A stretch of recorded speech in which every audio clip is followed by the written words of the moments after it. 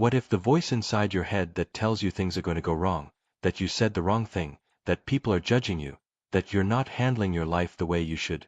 What if that voice had a name? Not a metaphorical name. A clinical, documented, precisely described name that explains exactly why the voice says what it says, why it sounds so convincing, why it targets the specific things it targets, and why no amount of arguing with it has ever made it stop. Because it does have a name. And the name matters more than it sounds like it should.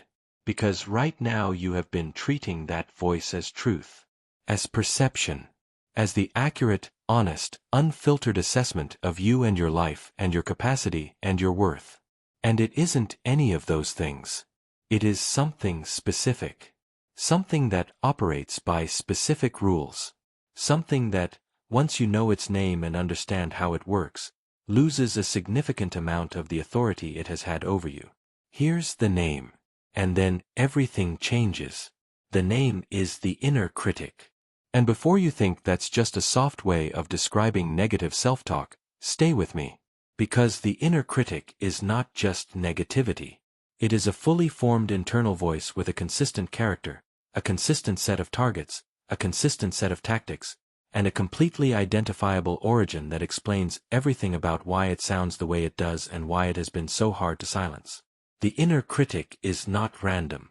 It does not attack everything equally. It attacks the things you care most about. Your competence in the areas that matter most to you. Your worth in the relationships that mean the most to you. Your adequacy in the roles you have taken most seriously. It knows exactly where to go because it was built from exactly those things. It learned what you care about, and it uses what you care about as its primary material. And it speaks in the first person.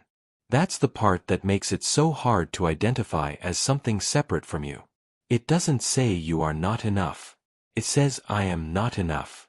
It doesn't say you made a mistake. It says I always do this. It speaks from inside your own perspective, in your own voice, with the fluency of something that has been living in your head for so long it learned to sound exactly like you. Which is why you keep treating it as you. As your honest assessment of yourself. As the part of you that is finally being realistic. It is not you. It is something that formed inside you. Those are different things.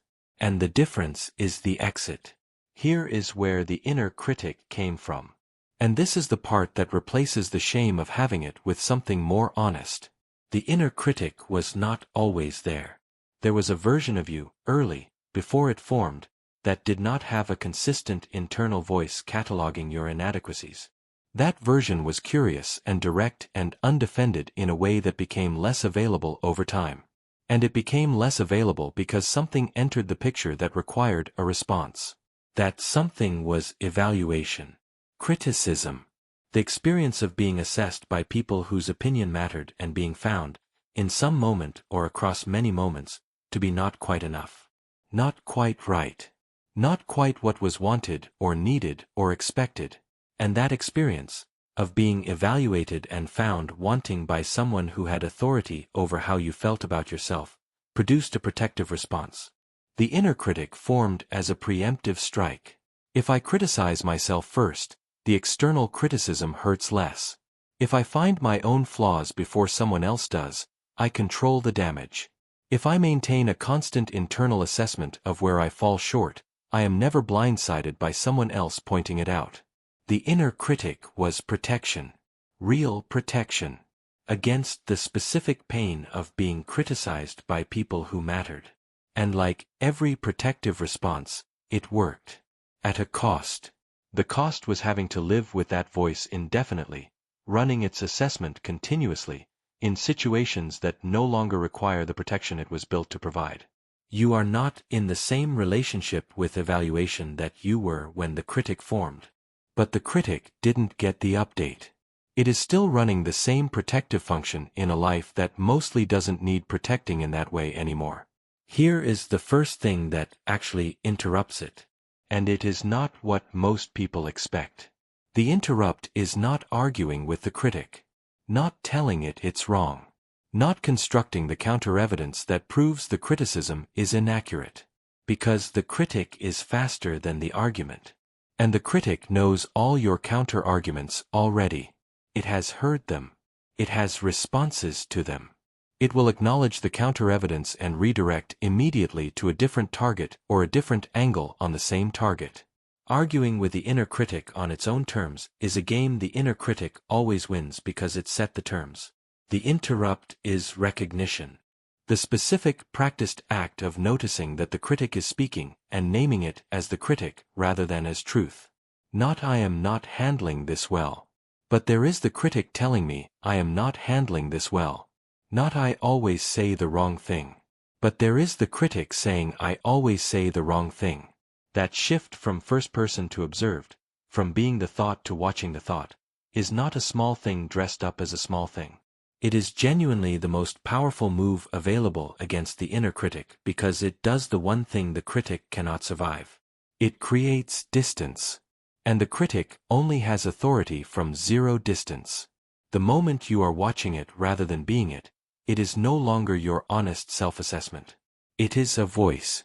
A specific voice with a specific history and a specific function that you can now choose how much weight to give. You cannot silence the critic immediately, but you can stop treating it as truth immediately. And stopping treating it as truth is most of the battle. There is a second thing the inner critic does that is worth understanding because it explains a pattern you've probably noticed without being able to name it. The inner critic generalizes from the specific. Something specific happens, a mistake, an awkward moment, a result that wasn't what you hoped for, and the critic takes that specific thing and expands it immediately into a statement about your entire character. The mistake becomes I always do this. The awkward moment becomes I am always like this. The disappointing result becomes I never get this right. Always. Never. Every time. These are the critic's favorite words. Because they transform a contained, specific, singular event into evidence of a permanent, total, unfixable inadequacy. And when you're inside it, the generalization feels accurate. It feels like you're finally being honest about a pattern. It feels like clear-eyed self-assessment rather than distortion. But it is distortion. The always and the never are almost never literally true. They are the critic inflating a specific data point into a global conclusion because global conclusions are more damaging and more controlling than specific ones. A specific mistake can be learned from and corrected. A fundamental character flaw cannot. And the critic prefers you to believe in the character flaw. The counter to the generalization is not positive generalization. Not I always do great or I never mess up. It is specificity. This specific thing happened in this specific situation. That is the accurate version. Contained, honest, singular. Not a verdict on who you are. An event that occurred. And events can be responded to without becoming your identity. There is one more layer, and it is the deepest one and the most important one. The inner critic has been running a deal with you that you never consciously agreed to. The deal is this. If you criticize yourself thoroughly enough, consistently enough, harshly enough, you will eventually reach a standard that makes the criticism stop. If you just get it right enough, do it well enough, be enough, the voice will finally say okay. That's enough. You can rest now. You have been working toward that moment for a long time. And it has never arrived. Because the deal was never real. The standard the critic sets is not a fixed bar that can be reached. It moves.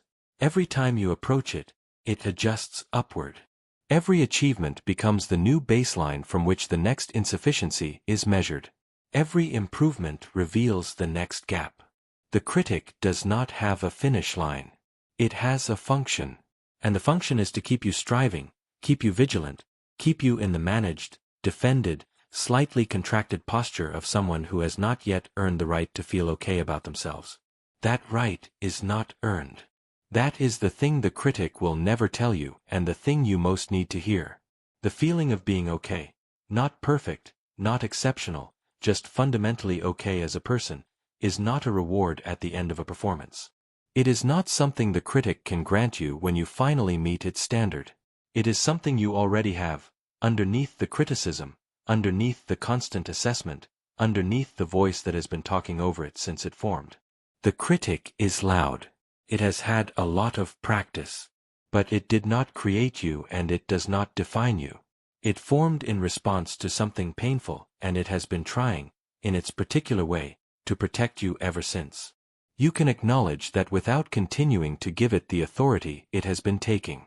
The name is the inner critic. And now you know it. Which means the next time you hear that voice, and you will hear it, probably today, probably in a situation where you care about the outcome, you have something you didn't have before. You have a name for it. And a name creates distance. And distance creates choice. Not the choice to feel perfect immediately. Not the choice to never hear the voice again. The choice to hear it and know what it is. To say, there is the critic, and decide, from slightly outside it rather than fully inside it, how much of your energy and belief and presence you are willing to give to a voice that formed to protect you from pain and stayed long past the time when the protection was needed. You are not your inner critic. You never were. It just learned to sound enough like you that the distinction got lost. Now you have it back.